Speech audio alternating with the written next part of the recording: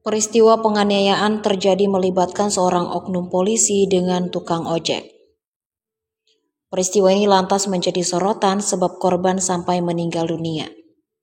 Bribda Oskar Poldemus Aintiran alias Oskar, 23 tahun, seorang polisi di Ende Tengah, Kabupaten Ende, Nusa Tenggara Timur, menganiaya Paulus Pende alias Adi, 38 tahun, seorang penyandang disabilitas hingga tewas. Bribda Oskar melakukan penganiayaan terhadap tukang ojek itu di 3 tempat pada Rabu 29 Oktober 2025 malam. Peristiwa penganiayaan pertama terjadi di rumah Tarsisius Tura alias Ius alias Roland di Jalan Prof. WZ Yohanes, Kelurahan Rewarangga Selatan, Kecamatan Ende Timur. Bribda Oskar ternyata selama ini berteman dengan korban Paulus Pende alias Adi.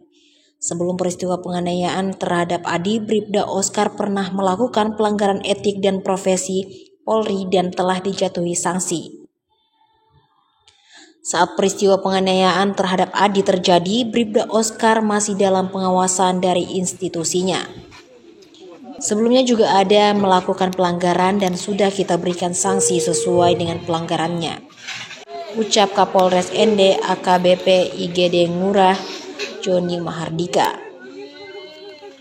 Terkait kasus penganiayaan yang menewaskan Adi, Kapolres memastikan pihaknya akan memberikan sanksi tegas.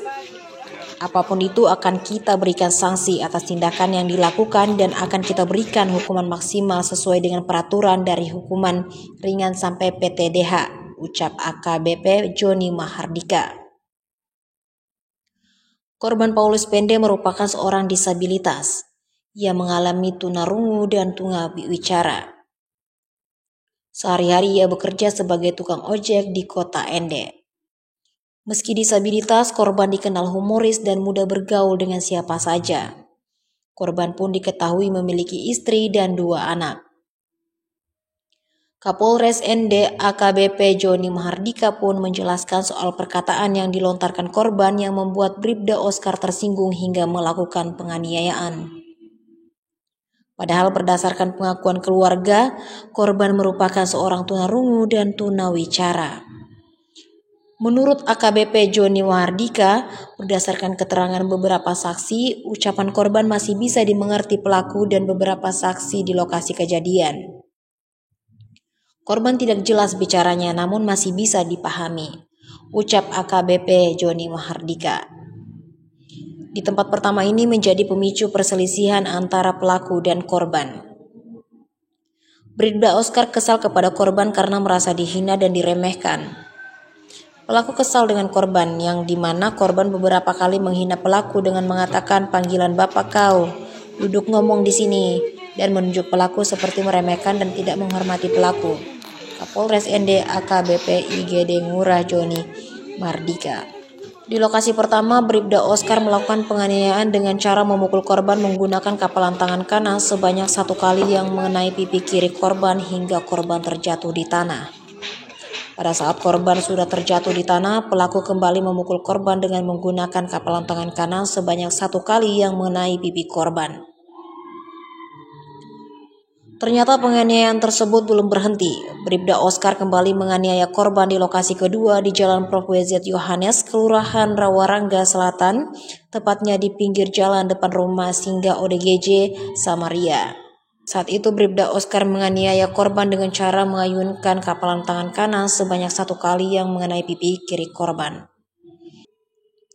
Pada saat korban terjatuh, pelaku mengambil parang dari belakang badan korban menggunakan tangan kanan dan membuangnya ke arah belakang. Setelah itu pelaku kembali memukul korban menggunakan tangan kanan yang mengenai rahang pipi kiri korban. Pelaku hendak memukul korban untuk ketiga kalinya namun ditahan seorang pria yang diketahui bernama Kanis. Korban kemudian bangun dan melarikan diri ke arah lorong samping pangkas rambut. Tak berhenti, penganiayaan terjadi di lokasi ketiga di Jalan Prof. WZ Yohanes, tepatnya di lorong samping pangkas rambut. Pelaku saat itu memukul wajah korban dengan menggunakan kapalan tangan kanan dan kiri secara berulang kali. Korban saat itu sudah posisi tersungkur di tanah hingga akhirnya seorang pria bernama Ferdinand Antonius Rago datang dan menarik pelaku sehingga pelaku berhenti memukul korban. Selanjutnya korban pun dibawa ke rumah sakit untuk menjalani perawatan. Korban akhirnya menembuskan nafas terakhirnya di rumah sakit. Korban sempat dirawat di RSUD, kemudian meninggal di RSUD, ucapnya.